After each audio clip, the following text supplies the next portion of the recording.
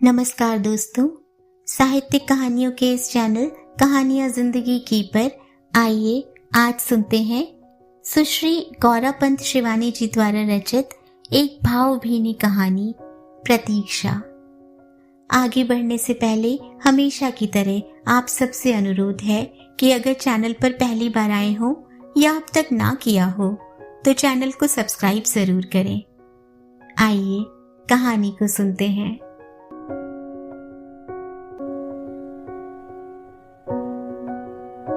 मेज पर 10 तस्वीरें बिखरी थीं। चलचित्र की तारिकाओं के से गोल, तिकोने, अंडाकार, चपटे चेहरों पर खिड़की के कांच से आती सूर्य की किरणें कोण त्रिकोण प्रस्तुत कर रही थीं। ज्योतिष और हस्तरेखा का सुविज्ञ पंडित विमल उन चेहरों की ज्यामिति के असाध्य साध्यों में 3 दिन से उलझा पड़ा था। आज तक किसी भी चेहरे के विभिन्न अवयवों की कुंजी से वह चेहरे के स्वामी अथवा स्वामिनी के जटिल से जटिल ताले को भी खोल देने की अद्भुत क्षमता रखता था। पतले होठों का कितनी डिग्री का कोण मनुष्य को क्रूर बनाता है। किस प्रकार की अंधमुंधी आंखें व्यक्ति के कृपण स्वभाव की द्योतक होती हैं। कंधे उचका उचका कर बातें करने वाले व्यक्ति की क्या परिभाषा होती है। सबका उत्तर विमल की नीर क्षीण विवेचना क्षण भर में दे देती थी। लजाकर पलके झपकाने वाली कन्या का लज्जाघृत असली है या वनस्पति जाति का, वह पलक झपकते ही सूंघ लेता। मानव स्वभाव की उलझी से उलझी ऊन की गुत्थियों को वह राह चलते सुलझाता रहता। उसे इस विद्या में आनंद ही नहीं, अपने विलक्षण चातुर्य और पटुता पर गर्व भी होता था। किंतु आज उसका दर्प चूर्ण हो गया था। 10 तस्वीरें उसके सामने पड़ी उसकी खिल्ली उड़ा रही थीं। लो, पहचानो हमें। पहचाना न ठेंगा। पहली तस्वीर थी किसी मीता नागर की। दुबला स्त्री की आसा चेहरा, आंखें न उदार न कृपण, ललाट प्रशस्त, वह भी ऐसा कि सौभाग्य या वैधव्य किसका द्योतक है कहना कठिन था। होठों पर रहस्यमयी मुस्कान, यदि मुस्कान असली थी तो महादुरूह और यदि नकली थी तो लड़की की असाधारण प्रतिभा उसको जीवन भर दास बना देगी। नंबर 2, अनीता बनर्जी किसी दिवंगत स्वास्थ्य मंत्री की कन्या रत्न थी। पिता के ओहदे का अस्तित्व अभी भी पुत्री के चेहरे पर विद्यमान था। बिना बाहों के अत्याधुनिक पट्टी से ब्लाउज पहनने से बाहों की मछलियां और भी सुस्पष्ट लग रही थीं। इसी प्रकार नंबर 3, 4 से लेकर 10 तक एक भी ऐसी सूरत नहीं थी जिस पर वह 2 पल आंखें टिकाकर शीतल कर सकता। 10 के 10 चेहरे उसे पेड़ ही पर आवश्यकता से अधिक गदराए फलों से दिखने लगे। ऊब कर उसने 10 तस्वीरें, लंबी चिट्ठियों के पत्रे और स्वयं अपने विज्ञापन की कतरन दराज में धर दी। अब क्या करे? क्या बाबूजी और अम्मा की ही पसंद की गई ढोल से चेहरे और मजीरे से कान वाली लड़की विमला से ही विवाह करने की स्वीकृति दे दे? वही विमला जिसने बीच से मांग निकाल अपने चपटे चेहरे को और भी चपटा बना लिया था। कभी नहीं, इससे वह कुंवारा ही भला। उसके साथ ही 2 बच्चों के बाप बन गए थे और वह अभी तक लंडूरा ही बना फिर रहा था। किंतु अपनी परिमार्जित रुचि का गला वह घोंट कैसे सकता था? लड़कियां भी उसके समाज की नहले पर दहला थीं। कोई ही कर मूर्खा सी हंसती रहेगी, कोई हंसेगी ही नहीं। कोई आवश्यकता से अधिक दुबली होगी तो कोई बेहद मोटी। राधा उसे कुछ जची थी, पर 3 बार विमल ने उसे देखा और तीनों ही बार उसे नजले ने बेहद परेशान कर रखा था। हर बार अपनी सुंदर नाक सुड़कती वह अपनी बुआ को बुलाने उठ गई थी। नाक कितनी ही सुंदर क्यों ना हो, बार बार सुड़काए जाने पर उसका सौंदर्य कुछ न कुछ घट ही जाता है। दिन रात की घोटम घोट ने बेचारी के लंबे चेहरे को सुखा डाला था। राजनीति, हिंदी और अर्थशास्त्र में एमए कर अब वह संस्कृत में एमए की तैयारी कर रही थी। उस बेचारी पर तो विमल को सचमुच तरस आने लगा था। उसे लगता था यदि किसी ने राधा से विवाह नहीं किया तो वह पाली, अरबी, चीनी सब विषयों में एमए कर डालेगी। किंतु उसे बचाने की इच्छा होने पर भी वह इतना बड़ा त्याग नहीं कर सकता था। विमल ने विवाह न करने का ही संकल्प कर लिया था, किंतु इधर नौकरों की लूट खसोट ने उसका जीना दूभर कर दिया था। सोने के बटन, दाढ़ी बनाने का ब्लेड, नहाने का साबुन, टेल्कम पाउडर पल भर में हवा में उड़कर विलीन होने लगे। धोबी का घर नवोनिधियों से जगमगाने लगा। गृह के स्वामी की चादरें, कमीज और पैंट धोबी घाट के विशाल उदधि में सदा के लिए विलीन होने लगी। एक तो विमल की नियुक्ति झाड़ झंकार से भरे एक पिछड़े इलाके में हुई थी, जहां आदिवासी अर्धनग्न स्त्रियों के भावहीन चेहरों और फटी फटी आंखों को देखता देखता वह बुरी तरह ऊबने लगा था। एक दिन खेल ही खेल में उसने अखबार में यह विज्ञापन दे डाला था, चलो कुछ मन बहलाव ही सही। आवश्यकता है, उसने लिखा था, एक उच्च कुल के उच्च पदस्थ भारद्वाज गोत्रोत्पन्न ब्राह्मण नवयुवक के लिए सुंदरी कॉन्वेंट शिक्षिता ब्राह्मण कन्या की अंतरजातीय विवाह मान्य होगा। फिर क्या था, नागर, नंबूद्री, बनर्जी, मुखर्जी दुहिताओं की गर्जन तर्जन के साथ शिलावृष्टि होने लगी। एक कुमायूं चुप था। मन ही मन विमल ने दांत पीस लिए। उन्हीं की तो वह परीक्षा ले रहा था। शिखा सूत्र को मुट्ठी में दबाए बैठे रहेंगे, चाहे ताड़ सी कन्या छाती पर बैठकर मूंग दलती रहे, टस से मस नहीं होंगे हिमालय के बेटे।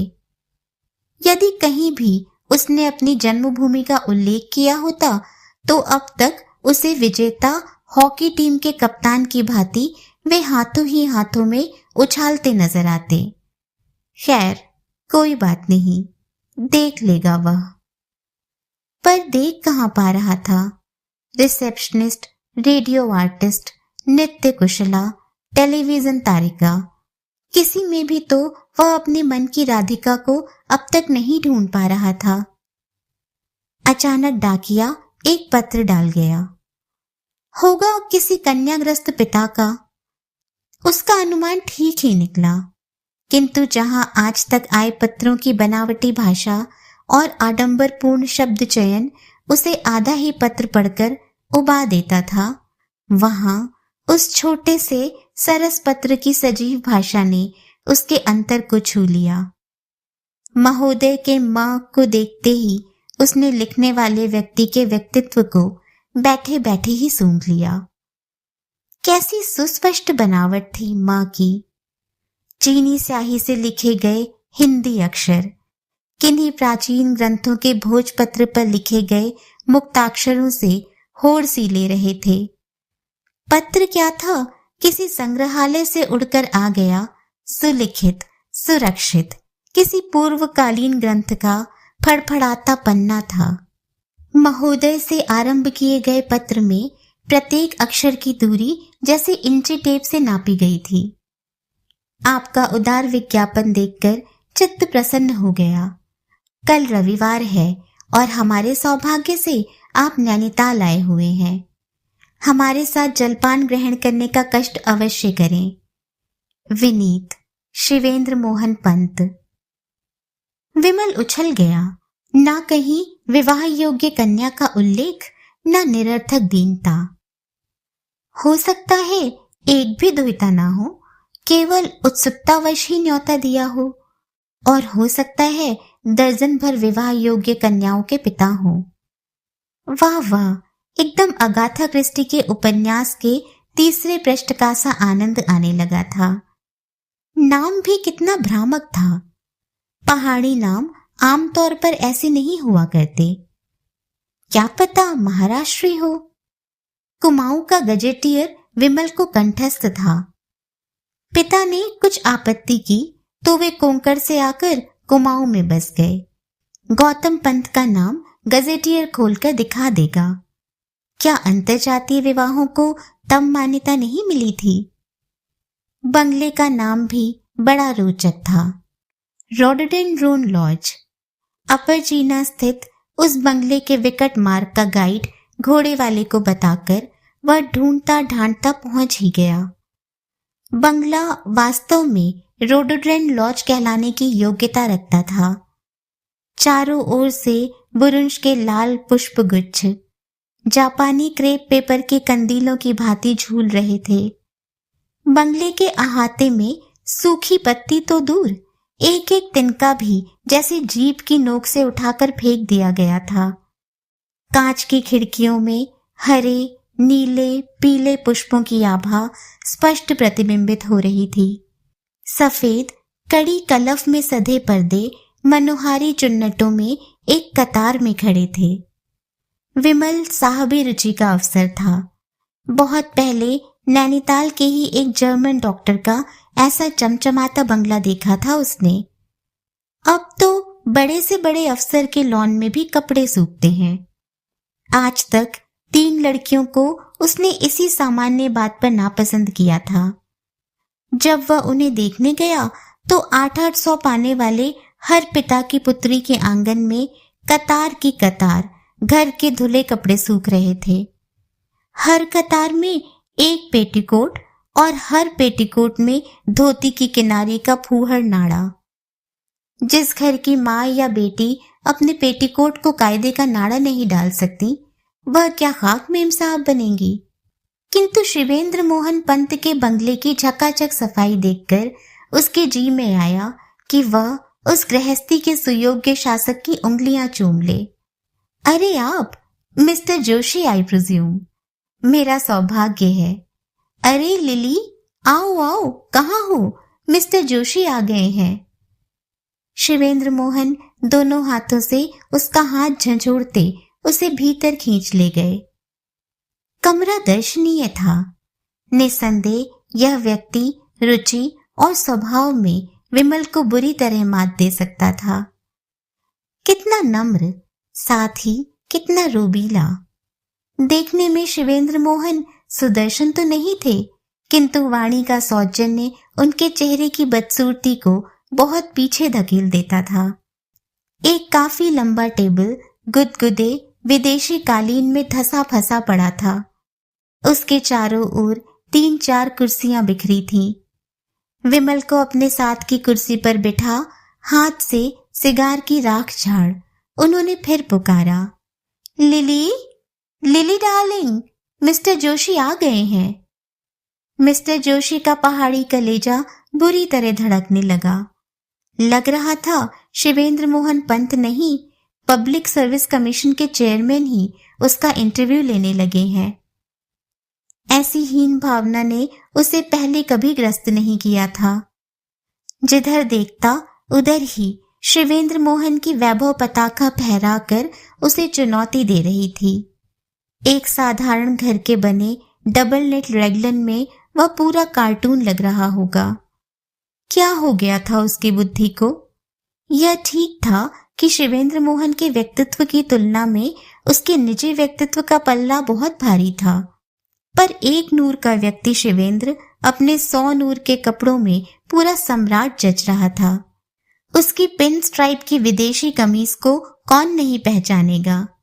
पैंट की क्रीज क्या थी, उस तरह की धार, गले पर फेर दे तो सिर और धड़ अलग अलग। मूंछों पर हल्की सफेदी छाने लगी थी, किंतु टेढ़ी मांग में सवरे बालों के गुच्छे घने काले थे। Lily, my sweet, hurry up. Pipe को होठों में दबाए बातें करना भी एक कला है, यह विमल को उसी दिन लगा। पर्दे की खसखस के साथ ही विमल ने कान खड़े कर लिए। माफ कीजिएगा, मैं नहा रही थी। लिली नाम की सार्थकता को व्यर्थ करती भारी भरकम शरीर की वह गत यौवना महिला धम्म से सोफे पर बैठ गई। साथ ही सोफे का एक बहुत बड़ा अंग पृथ्वी के गर्भ में धंस गया। ओह, कैसी ठंड है, कैसी ठंड। दोनों चौड़ी हथेलियां एक दूसरे से घिसती, कभी फूंकती, वह होठों से हु हु कर कपकपी का शब्द प्रस्तुत करती पति के कान में कुछ कहने लगी। साथ ही शिवेंद्र मोहन हो कर हंसने लगे। जानते हैं मेरी पत्नी क्या कह रही है? कहती है उसे आज जीवन में पहली बार एक सुंदर भारतीय देखने को मिला है। विमल का चेहरा लज्जा से लाल हो गया है। यही उसके गौरवर्ण का सबसे बड़ा अवगुण था। कोई भी कुछ कहता तो ना चाहने पर भी उसका चेहरा लड़कियों की भांति लाल पड़ जाता। शिवेंद्र मोहन की स्थूलांगी पत्नी लिली विदेशिनी थी। फिरंगी मेम की दुहिता का ढोल गले से लटकाकर वह क्या सुखी रह सकेगा? वर्ष भर असंख्य व्रत अनुष्ठानों के व्यूह में चक्र सी घूमती उसकी अम्मा, कठोर अनुशासन प्रेमी उसके बाबूजी, उन सबकी ओर से क्या वह आंखें मूंद पाएगा? लिली चाय बनाने उठ गई। ऐसा विराट शरीर विमल पहली बार देख रहा था। आज तक वह दुबली सोंठ सी सूखी प्रौढ़ स्त्रियों को फूटी आंखों भी नहीं देख सकता था। प्रौढ़त्व के साथ सामान्य मोटापा भी उनकी परिमार्जित रुचि के अनुसार प्रत्येक गरिमामयी माँ, चाची या ताई के लिए अनिवार्य था। पर यह भी क्योंकि एक ठुड्डी के नीचे 20 ठुड्डियां लटक रही हैं। चेहरे का सौंदर्य मोटापे की परतों में बटता बटता शून्य में विलीन हो गया है। विमल का मन भागने को छटपटाने लगा। कहाँ आकर फंस गया था भागा। ऐसे ठिगने ठुसके पिता और हिडिंबा सी माता की दुहिता क्या कभी तन्वी हो सकती थी? सहसा उसकी विचारधारा को चाबुक सा लगा। हाथ में ट्रे लिए स्वयंवरा मुस्कुराती खड़ी थी। लिली ने बढ़कर ट्रे उसके हाथ से ले ली। मेरी पुत्री मिनी है मिस्टर जोशी। शिवेंद्र मोहन ने उसका हंसकर परिचय दिया तो विमल सकपका गया। लड़की सिर से पैर तक पूरी अंग्रेज थी। नीली आंखें, सुनहरे बाल और निसंकोच हंसी। सूरत में ना वह अपने भारतीय ठिगने पिता से मिलती थी, ना भीमकाया विदेशी जननी से। हनी, मिस्टर जोशी यहीं के निवासी हैं, तुम्हें नैनीताल खूब घुमा देंगे। विदेशी दुहिता के भारतीय जनक मोटी मछली फंसाने के लिए दनादन आटे की गोलियां फेंकने लगे। पहले चाय पी लो मिनी, फिर मिस्टर जोशी को बाग दिखा लाना। विमल केक के टुकड़े से खेल सा रहा था। उस स्वयंवरा के साथ बाग देखने में उसे भय सा हो रहा था। जिस स्वतंत्रता से वह मुग्ध होकर उसे घूरे जा रही थी, लग रहा था सुअवसर पाते ही अपनी गोरी बाहें उसके गले में डालकर झूल पड़ेगी। मन की प्रशंसा तो ये लड़कियां मन में हमारी लड़कियों की भांति दबाकर नहीं रखती, चट से दिखा ही देती हैं। लड़की सुनहरी थी, इसमें कोई संदेह नहीं, किंतु वह सौंदर्य विदेशी ट्यूलिप और डैफोडिल का सौंदर्य था, जिनके दामी बीज विदेश से मंगवाकर लाट साहब के उद्यान सजाए जाते हैं, गृहस्थी की साधारण पुष्प वाटिका नहीं। कैसी मूर्खता कर बैठा था। विज्ञापन देखकर खरीदारी करने वाला कौन ग्राहक आज तक नहीं पछताया। चलिए अब आपको अपना बरामदा दिखाऊं। पूरा नैनी का बर्ड्स आई व्यू है। ब्रुक हिल, चीना पीक, शेर का हांडा सब हथेली पर धरा है। बड़ी आत्मीयता से उसे गलबहियां देकर शिवेंद्र मोहन एकांत में खींच ले गए। बरामदे से ही लगा उनका शयन कक्ष था। विमल को लगा उसे जानबूझकर ही उस कमरे में वैभव से परिचय कराने वहां ले जाया गया है। 2 बड़े बड़े नक्काशीदार पलंगों पर डनलप के गद्दे, कैंडल विक पलंग पोशों से ढके थे। शीशम की एक चमचमाती मेंटल पीस पर परिवार का एक चित्र था। चांदी के मोमबत्ती दान में एक लंबी मोमबत्ती जल रही थी। खिड़कियों के भारी पर्दों के बीच नैनीताल का कोहरा चक्र बनाता जलती अगरबत्ती के धुएं की भांति चीना पीक की ओर उठता स्पष्ट दिख रहा था। ड्रिंक्स? शिवेंद्र मोहन ने विमल की ओर झुककर धीमे स्वर में पूछा। जी नहीं, धन्यवाद, मैं नहीं पीता। गुड। शिवेंद्र मोहन उस सौम्य सुदर्शन युवक को आंखों ही आंखों में पी रहे थे। चलिए बैठा जाए। उन्होंने विमल को खींचकर अपने सामने की कुर्सी पर बिठा दिया। सच पूछिए तो पत्नी और पुत्री के सामने आपसे बातें नहीं कर पा रहा था। यह मेरी इकलौती पुत्री है मिस्टर जोशी। देखने में कैसी है यह तो आपने देख ही लिया। वैसे तो अपनी पुत्री और दूसरे की पत्नी सबको ही अच्छी लगती है। वे तिरछी दृष्टि से विमल की ओर देखकर मुस्कुराने लगे। आप जैसा रत्न उसे मिल जाए तो मुझसे बड़ा भाग्यशाली कोई नहीं होगा। 30 वर्ष विदेश में ही बीत गए जोशी। शिवेंद्र मोहन सब बताते जा रहे थे। कैम्ब्रिज से टाइपॉस करके लौटने लगा तो लिली से परिचय हो गया, वहीं घर बसा लिया। एक बात और भी थी जोशी। शिवेंद्र मोहन गंभीर होकर उसकी ओर झुक गए। सोचा टाइपोज लेकर लौटने के बाद अब अपने समाज में अपनी टक्कर का जोड़ा पा सकूंगा। पहाड़ तो आपने देखा ही है। विदेश में लोग चंद्रलोक की जमीन के मुरब्बे का मोलभाव करने लगे हैं, पर हमारा कुमाऊं अभी भी बस गोत्र की 12 खड़ी रटे जा रहा है। डिस्गस्टिंग। अब लिली को देखिए, 7 भाषाएं जानती है। आजकल कठोपनिषद का फ्रेंच अनुवाद कर रही है। मिलती कोई मुझे ऐसी अपने समाज में? सच कहिए कि अब भी हमारे समाज में सुयोग्य कन्याओं का अभाव नहीं होता तो क्या आप विज्ञापन की शरण लेते? शिवेंद्र मोहन आवेश में दोनों घुटनों के मंजीरे से बजाते घूमने वाली कुर्सी को कभी दाएं कभी बाएं घुमा रहे थे। एक बात और भी है जोशी। अब वे विमल का कंधा पकड़कर कान के पास सट गए। इसमें कोई संदेह नहीं कि ऐसे विवाह की संतान भी जीनियस होती है। मेरी में नहीं। उनकी बात बीच ही में एक चीख से दब गई। आंटी, आंटी, हाय मैं मर गई। दोनों ने फौजी टुकड़ी की तत्परता से एक साथ गर्दन मोड़ी। सब दूध उबल गया आंटी, सब।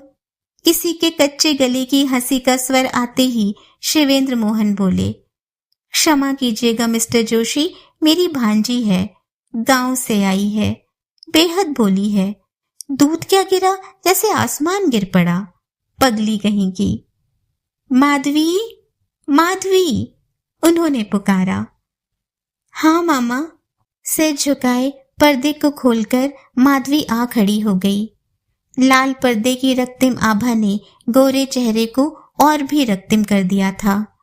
विमल मुग्ध होकर उसे देखता रहा। ऐसा रंग और तीखा नैन नक्श तो कुमाऊं की ठसकेदार शाहनियों में ही देखा जाता है। माधवी बेटी, 2 प्याले चाय बना लाओ। शिवेंद्र मोहन ने दोनों पैर फैलाकर गर्दन के पीछे गद्दी ठीक से लगा ली। मुझे आज्ञा दें, चाय नहीं पीऊंगा। विमल उठ गया। फिर कभी दर्शन करूंगा। फिर कभी क्यों जोशी, कल हमारे साथ लंच लोगे तुम। हमारी माधवी एकदम पहाड़ी खाना खिलाएगी आपको, है ना माधवी? मुस्कुराती माधवी पर्दा मरोड़ती रही। विमल ने देखा लड़की की पलकें आश्चर्यजनक रूप से लंबी थी और मुस्कुराने पर दोनों गालों में गहरे गड्ढे पड़ जाते थे। सुदर्शना नारी के गालों के गड्ढे भी कभी तराई के खौफनाक दलदल के गड्ढों की भांति ही संघातिक होते हैं। विमल उसी दलदल में धंस गया। लंच का प्रस्ताव न टाल सका। वह दूसरे दिन आया, पर खाने की मेज पर माधवी नहीं आई। मामा ने ही कैफियत भी दी। जन्म से ही अल्मोड़ा के सरल नगरवासियों में रही है। कहती है मेज पर बैठकर छुरी कांटे से नहीं खा पाती, चौके में ही खा रही है। सिली, आंटी ने फिर तुरुप मारी। मैं रूबी। उन्होंने अपने मांसल कंठ के घंटे घड़ियाल सब बजा डाले, पर माधवी नहीं आई। खाना खाकर विमल पगडंडी से उतर रहा था तो एक चट्टान पर गठरी सी बनी माधवी को देखकर ठिठक गया। बंगले से इतनी दूर अकेली गुमसुम माधवी ही तो थी। अरे आप अकेली यहाँ क्या कर रही हैं? वह चट्टान के पास ही बैठ गया। उसे अचानक अपने सम्मुख खड़ा देखकर ध्यानमग्न माधवी हड़बड़ा कर उठ गई। मैं रोज इस चट्टान पर बैठकर काला डूंगी की नई सड़क को देखती हूँ। देखिए ना कितनी सुंदर लगती है, एकदम प्रश्न का चिन्ह। वह हंसी और उसकी निर्दोष हंसी आंखों से छलकती उसके पूरे चेहरे को भिगो गई। खाना खा लिया? उसने पूछा।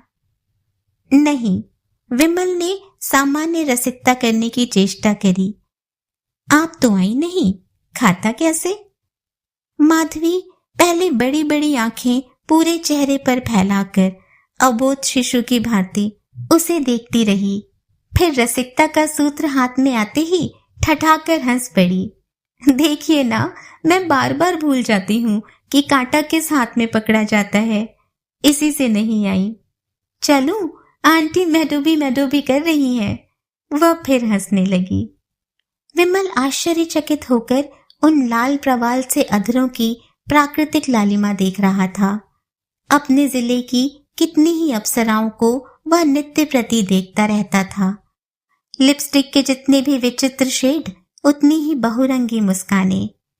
किसी के रंगे अधर देखकर लगता श्वेत कुष्ठ हो गया है या जलकर पूरी चमड़ी ही बदरंग हो गई है। क्या आधुनिका श्रृंगारिकाओं की रुचि का स्तर इतना गिर गया था? सौंदर्य यह है जिसे देखते ही पैर थरथराने लगते हैं, कंठ वाष्प स्तंभित हो जाता है। कैसी कटावदार आंखें हैं और क्या रंग पाया है लड़की ने। वह जिलाधीश की पत्नी ही नहीं, किसी भी कमिश्नरी की नूरजहां बनाई जा सकती है। जैसे भी हो, इस रत्न को राजकोष में लाना ही होगा, सोचकर वह जी जान से जुट गया। जिस चट्टान पर बैठकर माधवी नई सड़क देखती थी, उसे लुढ़काकर पास के ही एक गहन वन में स्थापित कर दिया गया। ऊपर अखरोट के वृक्ष की घनी छतरी ऐसे तनी थी कि दूर से तो क्या, पास से झांकने पर भी कोई उस लता गुलमाच्छादित चट्टान का और छोर नहीं देख सकता था। माधवी को बचपन से ही ऊंचे पेड़ों पर चढ़ने की दक्षता प्राप्त थी।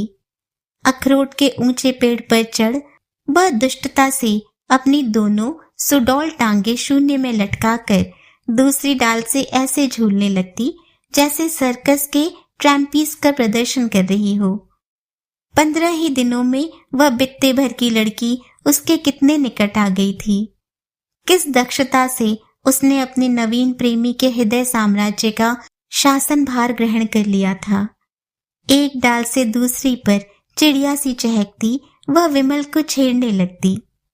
अच्छा बताइए तो, मिनी से आपकी शादी हो गई तो आपके बच्चों की आंखें मिनी जैसी होंगी, नीली, या आप जैसी? देखूं कैसी आंखें हैं आपकी। वह डाले चरमराती विमल की आंखों का रंग देखने धम्म से नीचे कूद पड़ती, किंतु रंग देखने के पहले ही विमल उसे बाहों में पीसकर उसकी सुचेष्टा व्यर्थ कर देता। मैडोबी, देखो आंटी तुम्हें पुकार रही हैं, लगता है आज फिर दूध गिरा आई हो। किंतु आंटी की चीख पुकार का अब कोई महत्व नहीं था। विमल को कभी कभी भोली माधवी के छलना चातुर्य को देखकर दांतों तले उंगली दबानी पड़ती। नित्य वह मामी और मामा को घिस्सा देकर उपस्थित हो ही जाती, किंतु विदेश से टाइपॉज लेकर लौटे शिवेंद्र मोहन ने दाल में काला देख लिया था। कई बार मिनी को विमल के साथ अकेली छोड़ चुके थे, पर प्रस्ताव तो दूर, छोकरा चेष्टा भी नहीं कर रहा था। उधर माधवी का नाम सुनते ही उसकी आंखें चमकने लगती थीं। भोली माधवी भी जादू की छड़ी का स्पर्श पाकर संध्या होते ही कहीं विलीन हो जाती थी। कभी कहती हमारे कॉलेज की प्रिंसिपल मिल गई थी, वही खींच ले गई। कभी कहती घूमने गई थी। इधर छोकरी के चेहरे को एक अनोखी लालिमा ने रंग दिया था। विमल अपनी छुट्टियां अकारण ही बढ़ाता जा रहा था।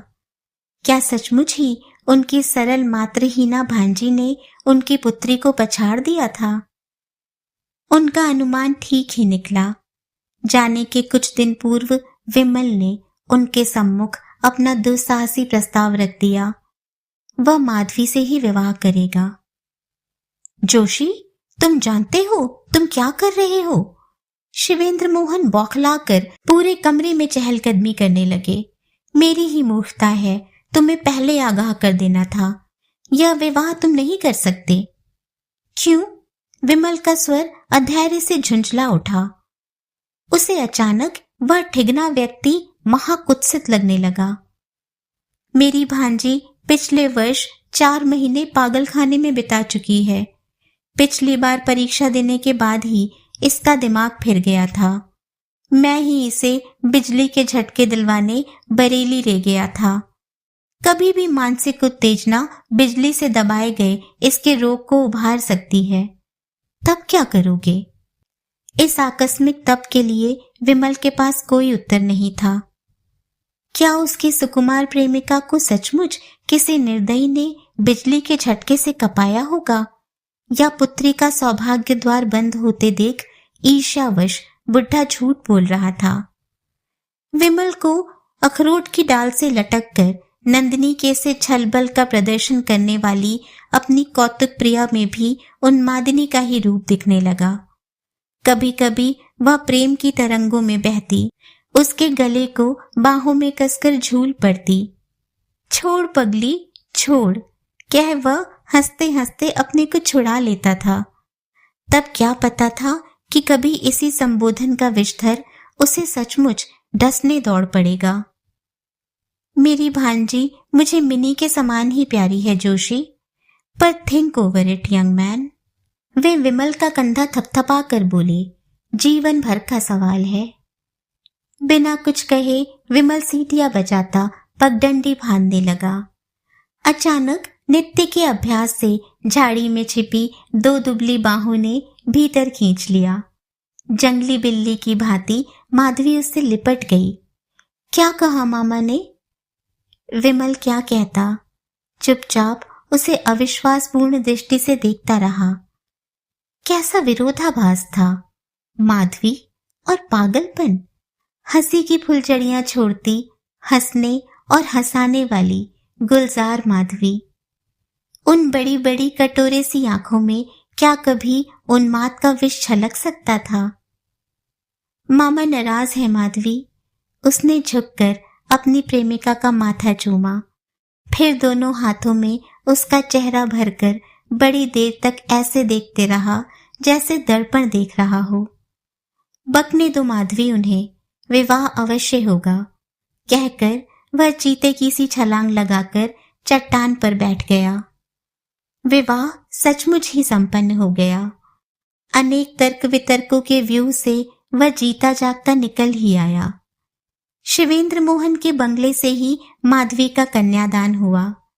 कन्या के पिता दरिद्र देहाती हेडमास्टर थे, किंतु आंटी ने यथासाध्य दहेज भी दिया। बारातियों में विमल के 3-4 मित्र ही जुट पाए। श्वसुर को भावी पुत्रवधू के रोग का पूर्व इतिहास ज्ञात हो चुका था।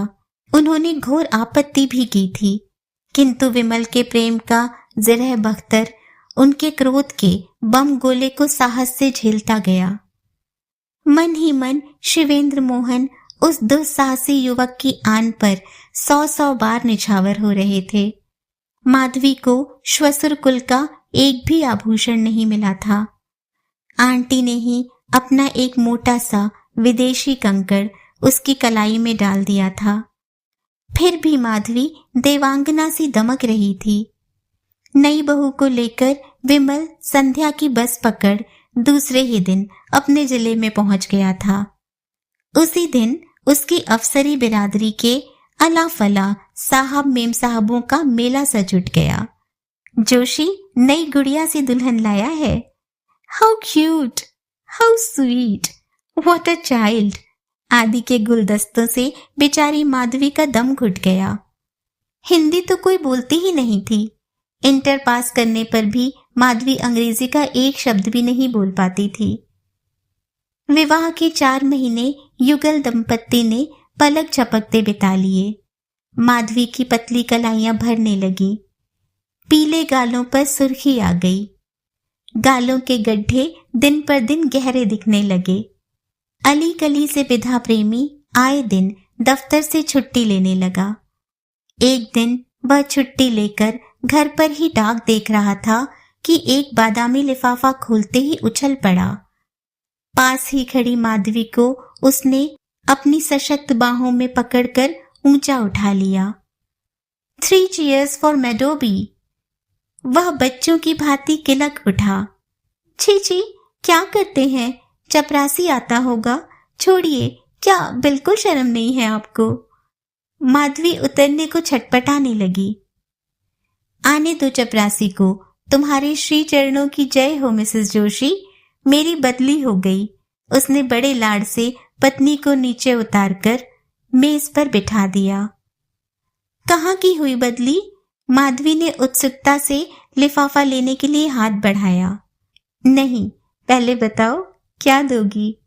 दोनों हाथों से लिफाफा पीठ पीछे छिपाकर विमल ने याचक की दीनता से गिड़गिड़ा कर पूछा। छी छी, जब देखो तब वही। माधवी ने पास खिसकते पति को दूर ढकेल दिया। देखूं कहाँ की हुई बदली? लिफाफा छीनकर उसने देखा बदली बरेली की हुई थी। हम तो ऊब गए डार्लिंग इस उरई से, वह कहने लगा। सिवाय 5 सेर के एक गुलाब जामुन के और कुछ मिलता है यहाँ? जाओ बढ़िया चाय बना लाओ तो इसी बात पर। माधवी चाय बनाकर ले आई। विमल ने नित्य की भांति बिस्कुट का टुकड़ा जूठा कर उसे खिलाना चाहा तो उसने आंसू भरी आंखें फेर ली। संध्या को विमल ने कार में हवाखोरी का प्रस्ताव रखा तो वह सिरदर्द का बहाना बनाकर लेट गई। क्या हो गया था माधवी को? रात को उसने संधि के एक से एक मधुर प्रस्ताव रखे, पर वह काट सी सतरदेह लिए पड़ी रही। नित्य वह दिन चढ़ जाने पर भी पति के गले में हाथ डाले सोती रहती थी। माधवी उठो, सुबह हो गई, वह उसे गुदगुदाकर जगाता। तब वह कई करवटें बदलने के बाद उठ पाती थी, पर अब वह न जाने कब उठकर चली जाती। पत्नी के आश्चर्यजनक परिवर्तन से विमल मन ही मन आशंकित हो उठा। रात को भी कभी उसकी नींद टूट जाती तो देखता माधवी कभी खिड़की के पास खड़ी शून्य दृष्टि से बाहर देख रही है, कभी पूरे कमरे में चहलकदमी करती होठों ही होठों में कुछ बड़बड़ा रही है। क्या तबीयत ठीक नहीं है माधवी? उसने एक दिन बड़े प्यार से उसके बालों पर हाथ फेरकर पूछा। नींद नहीं आती, वह पति से चिपटकर अकारण ही सिसकने लगी। विमल दूसरे ही दिन सिविल सर्जन को बुला लाया। सिविल सर्जन ने अनुभवी दृष्टि से माधवी को सिर से पैर तक देखा, रक्तचाप लिया और फिर विमल को एकांत में खींच ले गया। क्या कभी पहले भी इस अनिद्रा का आभास मिला था विमल को? विवश होकर विमल ने रोग का पूर्व इतिहास बता दिया। जिस दिन से उसने बरेली की बदली का समाचार सुना, उसी दिन से वह बदल गई थी। देखिए मिस्टर जोशी, मुसलमान सिविल सर्जन का सौम्य चेहरा अनुभव की झुर्रियों से भर गया था। ऐसे कितने ही केस देख चुके थे वे। बरेली के साथ बेचारी की पिछली जिंदगी का पर्दा उठ गया है। एक बार वहां से लौटे मरीजों को यही असाइलम फोबिया हो जाता है। हमदर्दी से ही फुसलाकर वहां ले चलना होगा। एक बार बिजली के झटकों ने मर्ज को दबाया है, मुमकिन है फिर दबा दे। फिर अभी वायलेंस नहीं है। आप किसी ऐसी जगह का जो इन्हें बेहद पसंद है नाम लेकर फुसलाकर ले जाइए। मुझे उम्मीद है कि 2-3 ही झटके बीमारी को झटक देंगे। उसी दिन विमल ने माधवी के विकट रोग को पराजित करने का दृढ़ संकल्प कर लिया। रात को माधवी शांत बच्ची सी उसकी छाती से लगी पड़ी रही। न जाने कब विमल को नींद आ गई।